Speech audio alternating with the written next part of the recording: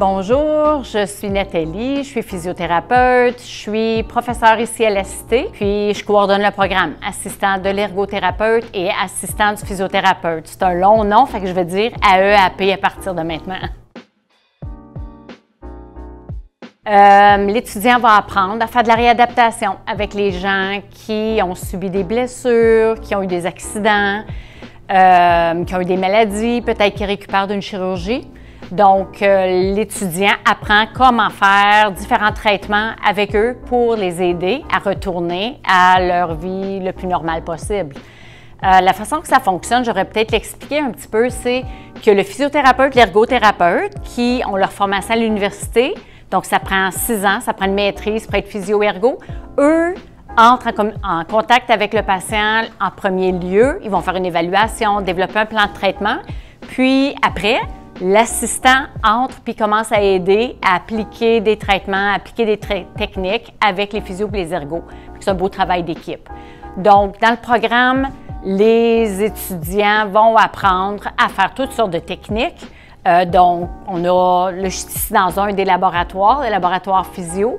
Il y a un laboratoire mixte de l'autre côté. En haut, il y a un laboratoire ergo. C'est comme un petit appartement où on a une salle de toilette, comme apprendre comment utiliser la toilette, comment se laver, comment s'habiller maintenant qu'on a un handicap ou on a une difficulté. Fait qu'ils vont apprendre tout le côté technique. Ils vont apprendre de la biologie, le corps humain, de l'anatomie, c'est important. Il y a un côté théorique important aussi. Ils vont apprendre à travailler en équipe. Très important, travailler en équipe, travailler avec le physio puis avec l'ergo, travailler avec les autres professionnels de l'équipe de santé, donc les infirmières, les travailleurs sociaux, etc. Beaucoup de travaux d'équipe. Il y a des stages aussi. Il y a des stages qui débutent à la 2e étape. Puis la 4e étape, c'est juste ça, c'est 2 gros stages. Donc, on les met en pratique depuis le début. Fait qu'ils vont, c'est très, très varié. Comme programme, c'est très axé sur l'expérientiel. Parce que c'est un travail physique, on travaille fort, on voit beaucoup de patients dans une journée. Donc, une bonne forme physique, puis il faut connaître l'anglais parce que les stages, puis la plupart des emplois sont à Ottawa. Fait qu'on a beaucoup de clients francophones, mais on en a plein anglophones aussi. Fait qu'une bonne connaissance de l'anglais, c'est important aussi. Mais c'est tout ce qu'on a besoin. Si tu es candidat adulte, si tu as 19 ans et plus, bien là, il y a d'autres façons d'entrer au programme, puis ça, le bureau d'admission enregistreur peut vous aider. Bien, ça prend quelqu'un qui aime travailler avec les gens. On est constamment avec des patients, puis des patients, des fois, qui vivent toutes sortes de choses. Il y en a qui sont tristes, il y en a qui ont mal, il y en a qui sont fâchés contre la situation. Donc, c'est des personnes qui vivent de gros défis. Fait que si tu aimes faire une différence dans la vie des gens, si tu aimes le contact humain, c'est la première qualité à avoir. Il faut aussi que tu aimes la biologie, le corps humain. Il faut apprendre comment fonctionne le corps humain, fait qu'il y a de l'anatomie, de la biologie assez avancée. Puis, pour que, justement, quand ils ont des problèmes, des pathologies quelconques, bien là, on comprend un petit peu qu'est-ce qui se passe puis qu'est-ce qu'il faut faire. Donc, on travaille aussi avec le corps humain. Je dirais, si quelqu'un est organisé, qui a de l'initiative, parce que c'est un environnement qui roule beaucoup, donc c'est des belles qualités à avoir. La communication, la relation d'aide, ça serait ça, je dirais, les grandes lignes. C'est un programme de 2 ans, 4 semestres. Je dirais qu'en général, chaque semestre va compter 5 à 6 cours, mais la 4e étape, c'est 2 gros stages temps plein. Donc, ça, c'est différent. Fait que c'est un mix de laboratoire, de pratique puis de stage. C'est beaucoup axé sur le travail thérapeute-patient. Fait que beaucoup de jeux de rôle, beaucoup d'études de cas. Donc, on essaie de remettre en place ce qui se passe dans la clinique. On pratique beaucoup en utilisant nos laboratoires. Il y a un petit projet que je trouve intéressant qu'on fait tout de suite à la première étape pour que l'étudiant comprenne c'est quoi la réalité de quelqu'un qui vit en fauteuil roulant. C'est pour ça que je me suis assise d'un fauteuil roulant.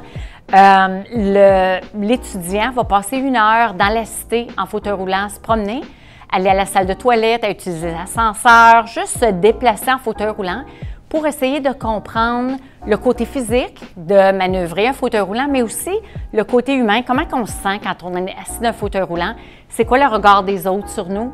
Donc, c'est une petite activité qu'on fait pour qu'on commence à développer de l'empathie envers les personnes handicapées puis les personnes qui ont toutes sortes de problèmes physiques.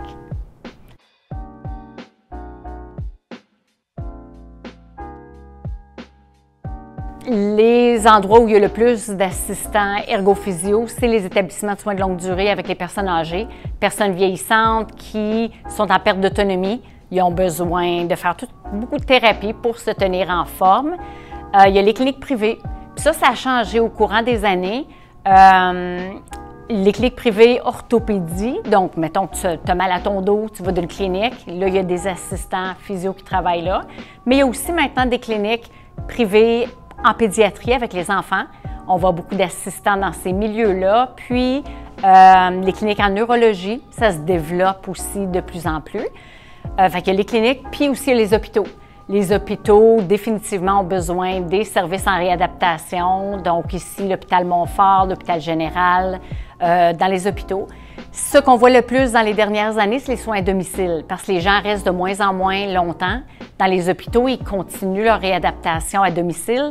Donc, on commence à voir des assistants aller travailler dans les maisons des gens, dans les endroits où ils demeurent à la suite. Fait que je dirais que c'est pas mal les endroits les plus communs où on retrouve des AEAP. C'est une profession jeune. Ça fait 20 ans qu'on existe à Ottawa, ça fait une trentaine d'années au Canada. Donc, c'est en développement. Puis avec notre population vieillissante, c'est quelque chose qui change beaucoup puis qui développe beaucoup. On retrouve des AEAP, il y a beaucoup d'emplois avec les soins de longue durée, avec les personnes âgées, beaucoup d'emplois dans les cliniques privées. Les milieux hospitaliers, ça fluctue. Puis, ce qu'on voit, comme je disais tantôt, c'est les soins à domicile, ça développe de plus en plus. Fait que c'est une profession en développement qui change beaucoup. Donc, les emplois varient aussi en conséquence. Il devrait y avoir de plus en plus d'emplois dans les prochaines années. C'est reconnu partout, sauf au Québec. Donc, au Québec, ils font ça différemment. Ils ont un programme au cégep pour les assistants physio, mais la formation est vraiment différente. Puis en ergo, il n'y a rien qui existe. Donc, au Québec, on ne peut pas aller travailler, mais on peut dans toutes les autres provinces canadiennes. On a d'ailleurs eu des stages à Yellowknife, à Nouvelle-Écosse. Donc, un petit peu partout au Canada, le même type de programme existe. On est 2 profs à temps plein. Moi, je suis la moitié physio du programme, je suis physiothérapeute, puis j'ai ma collègue Marie-Josée qui est la moitié ergo du programme. Fait qu'on a 2 professeurs temps plein ici, puis on a quelques professeurs qui sont des cliniciens qui travaillent encore dans les hôpitaux, puis un petit peu partout dans la communauté. Donc, ils ont leur job là-bas, puis ils nous rapportent, ils viennent enseigner leur spécialité aux étudiants, puis sont capables de raconter plein d'anecdotes qui se passent encore dans le milieu clinique. Fait que ce sont tous des ergothérapeutes et des physiothérapeutes qui enseignent, donc 2 temps pleins puis quelques temps partiels. Ah, c'est tellement une belle profession. Si vous voulez faire une différence dans la vie des gens, si tu veux voir un sourire dans le visage des gens, travailler avec eux là, parce que c'est pas facile puis tu les vois progresser, c'est très, très valorisant comme emploi. Puis aussi, ce qui est le fun, c'est qu'il y a beaucoup de variétés. Si les gens se tannent, tu sais, des fois, on se tanne après quelques années de travailler dans un certain domaine, ben hey, tu peux travailler en ergothérapie, en physiothérapie, puis il y a tous les domaines en dessous, il y a tous les endroits dont j'ai parlé, mais tu peux travailler avec des enfants, des personnes âgées, des adultes, travailler en orthopédie, en neurologie, en cardio-respiratoire, il y a tellement de domaines, donc la variété de ce que tu peux faire avec cet emploi-là, cette profession-là, c'est varié. Mais c'est une profession très humaine, donc si tu as ça en toi, c'est la place pour toi.